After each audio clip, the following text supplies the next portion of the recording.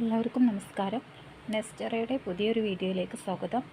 10ാം class qualification ഉള്ളവർക്ക് railway recruitment ബോർഡിൻ്റെ group D notification വന്നിട്ടുണ്ട്. താല്പര്യമുള്ളവർക്ക് അപ്ലൈ ചെയ്യാവുന്നതാണ്. എല്ലാ ദിവസവും ഇത്തരത്തിലുള്ള ജോലി സംബന്ധമായ നോട്ടിഫിക്കേഷൻസ് അറിയാൻ വേണ്ടി ഈ ചാനൽ സബ്സ്ക്രൈബ് ചെയ്യുക. റെയിൽവേ റിക്രൂട്ട്മെൻറ്റ് ബോർഡ് RRB ആണ് നോട്ടിഫിക്കേഷൻ വിളിച്ചിട്ടുള്ളത്. സെൻട്രലൈസ്ഡ് എംപ്ലോയ്മെൻറ്റ് നോട്ടിഫിക്കേഷനാണ്. അപ്ലൈ ചെയ്യേണ്ടത് ഓൺലൈനായിട്ടാണ്. വ്യത്യസ്ത പോസ്റ്റുകളിലേക്കാണ് അപേക്ഷ ക്ഷണിച്ചിട്ടുള്ളത്. അപ്ലൈ ചെയ്യേണ്ട അവസാന തീയതി മാർച്ച് 2 ഏതൊക്കെ വേക്കൻസീസ് ആണെന്ന് നോക്കാം. ഒരുപാട് പോസ്റ്റുകളിലേക്ക് നിയമനം വരുന്നുണ്ട്. Various post in level 1 of 7th CPC pay matrix ആണ് വരുന്നത്. പ്രായപരിധി വരുന്നത് 18 മുതൽ 33 വരെയാണ്. അതുപോലെ തുടക്ക ശമ്പളം വരുന്നത് 18,000 രൂപയാണ് എല്ലാ തസ്തികകളിലേക്കും. ടോട്ടൽ വേക്കൻസീസ് വരുന്നത് 22,195 ആണ്. ഇതിന് അപ്ലൈ ചെയ്യുന്ന കാൻഡിഡേറ്റ്സ് അപ്ലൈ ചെയ്യുന്ന സമയത്ത് ഫുള്ളി ക്വാളിഫൈഡ് ആയിരിക്കണം. ഫൈനൽ റിസൾട്ടിന് വേണ്ടി വെയിറ്റ് ചെയ്യുന്നവർക്ക് അപ്ലൈ ചെയ്യാൻ പറ്റില്ല. അവർ നോട്ട് എലിജിബിൾ ടു അപ്ലൈ ആണ്. അതുപോലെ തന്നെ ഇതിൽ റിസർവേഷൻസ് കാര്യങ്ങളൊക്കെ പറയുന്നുണ്ട്. SC ST OBC PWD WXM അങ്ങനെയുള്ളവർക്കൊക്കെ റിസർവേഷൻസ് പറയുന്നുണ്ട്. നമ്മൾ അപ്ലൈ ചെയ്യേണ്ടത് ഓൺലൈനായിട്ടാണ്. ഓരോരോ RRBയുടെ സോൺ ബേസ് ആയിട്ടാണ് നമ്മളിതിന് അപ്ലൈ ചെയ്യേണ്ടത്. ഒരാൾക്ക് അറ്റ് എ ടൈമിൽ ഒറ്റ സോണിലേക്ക് മാത്രമേ അപ്ലൈ ചെയ്യാൻ പറ്റൂ. മൾട്ടിപ്പിൾ സോണിലേക്ക് അപ്ലൈ ചെയ്യുകയാണെങ്കിൽ അവരുടെ ആപ്ലിക്കേഷൻസ് റിജക്റ്റ് ആവുന്നതാണ്.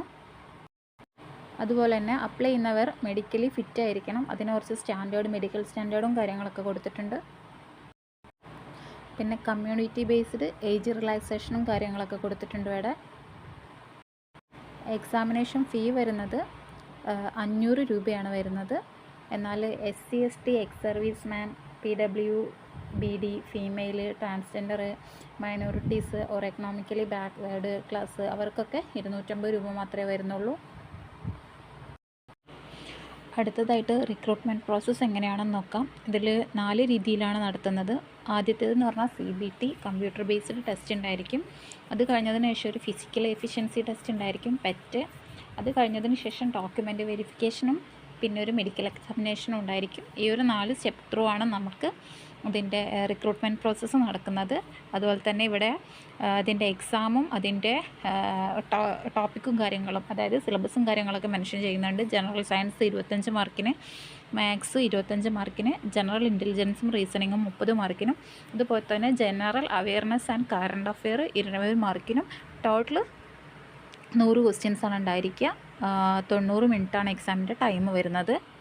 അതുപോലെ തന്നെ 1/3 മാർക്ക് ഇതിൽ നെഗറ്റീവ് മാർക്ക് പോകുന്നുണ്ട്. ഇവിടെ ഓരോരോ RRBയുടെയും സോൺ ബേസ് ആയിട്ടുള്ള അഡ്രസ്സും അതിൻ്റെ വെബ്സൈറ്റ് അഡ്രസ്സും കാര്യങ്ങളൊക്കെ കൊടുത്തിട്ടുണ്ട്. ഇനി നമുക്ക് ഡെസിഗ്നേഷനും അതിന് വേണ്ട ക്വാളിഫിക്കേഷൻസും കാര്യങ്ങളും നോക്കാം. ആദ്യം പറയുന്നത് അസിസ്റ്റൻറ്റ് TRD ആണ്. അത് ഇലക്ട്രിക്കൽ ഡിപ്പാർട്ട്മെൻറ്റിലേക്കാണ് പോകുന്നത്. ക്വാളിഫിക്കേഷൻ എല്ലാത്തിനും കോമൺ ആയിട്ട് വരുന്നത് 10ാം ക്ലാസ്സും അതുപോലെ തന്നെ ITIയും അല്ലെങ്കിൽ ഇക്വാലൻ്റ് ആയിട്ടുള്ള അതും, അല്ലെങ്കിൽ അതിൻ്റെ കൂടെ തന്നെ കൂടെ തന്നെ NICയുടെ NCVT ഗ്രാൻഡ് ചെയ്ത NIC സർട്ടിഫിക്കറ്റും കൂടി വേണം. ഓരോരോ ഡിപ്പാർട്ട്മെൻറ്റ് സ്പെസിഫിക് ആയിട്ട് അതായത് സർട്ടിഫിക്കറ്റ് കാര്യങ്ങളും കൂടി വേണം 10ാം ക്ലാസ്സിൻ്റെ കൂടാതെ. ഇവിടെ അസിസ്റ്റൻറ്റ് ഓപ്പറേഷൻസ് ഇലക്ട്രിക്കലിൽ അതിൽ ഇലക്ട്രിക്കൽ ഡിപ്പാർട്ട്മെൻറ്റിലേക്കാണ് പോവുക. അസിസ്റ്റൻറ്റ് TL ആൻഡ് AC ഇലക്ട്രിക്കലിലാണ് വരിക. അങ്ങനെ ഓരോന്നിൻ്റെയും സെക്ഷനും ഡെസിഗ്നേഷനും അതായത് ഡിപ്പാർട്ട്മെൻറ്റ് കാര്യങ്ങളും കൊടുത്തിട്ടുണ്ട്. പിന്നെ ഞാൻ നേരത്തെ പറഞ്ഞില്ലേ, നമുക്ക് ഓരോരോ സോൺ ബേസ്ഡ് നമുക്ക് അപ്ലൈ ചെയ്യാൻ പറ്റും. നമുക്ക് ഏതെങ്കിലും ഒരു സോണിലേക്ക് സെലക്റ്റീവായിട്ട് അപ്ലൈ ചെയ്യാൻ പറ്റും. അപ്പോൾ നമുക്ക് വേക്കൻസീസ് നോക്കിയിട്ട് നമുക്ക് അപ്ലൈ ചെയ്യാം. ഇപ്പോൾ ഇത് വെസ്റ്റേൺ റെയിൽവേയുടെ ആണ് കാണുന്നത്. വെസ്റ്റേൺ റെയിൽവേയിൽ ഇപ്പോൾ ഞാൻ URനെ നോക്കുകയാണെങ്കിൽ ടോട്ടൽ 17 വേക്കൻസി പറയുന്നുണ്ട് ആദ്യത്തെ അസിസ്റ്റൻറ്റ് ബ്രിഡ്ജിൽ. എന്നാൽ അതേ സ്ഥലത്ത് അസിസ്റ്റൻറ്റ് ബ്രിഡ്ജിൽ തന്നെ ഇവിടെ നോർത്ത് വെസ്റ്റേൺ റെയിൽവേയിൽ പറയുന്നത് UR 7 വേക്കൻസിയാണുള്ളത്. അപ്പോൾ നമുക്കിതിൽ നമ്പർ ഓഫ് വേക്കൻസീസ് നോക്കിയിട്ട് നമുക്ക് ഏതിനാണോ നമ്മൾ കൂടുതൽ ആപ്റ്റായിട്ടുള്ളത്, ഇപ്പോൾ നമ്മളുണ്ടായിരിക്കുമല്ലോ general category SC ST OBC, അപ്പോൾ നമ്മളെ കാറ്റഗറി നോക്കിയിട്ട് അതിൽ നമ്മൾക്ക് മാച്ച് ആവുന്ന രീതിയിൽ നമുക്ക് ആപ്റ്റായിട്ടുള്ള സോൺ ചൂസ് ചെയ്യാവുന്നതാണ്. നമുക്ക് ചൂസ് ചെയ്യാവുന്നതാണ്. ഇവിടെ ഓരോന്നിൻ്റെയും വേക്കൻസീസും കാര്യങ്ങളും എല്ലാം കൊടുത്തിട്ടുണ്ട്.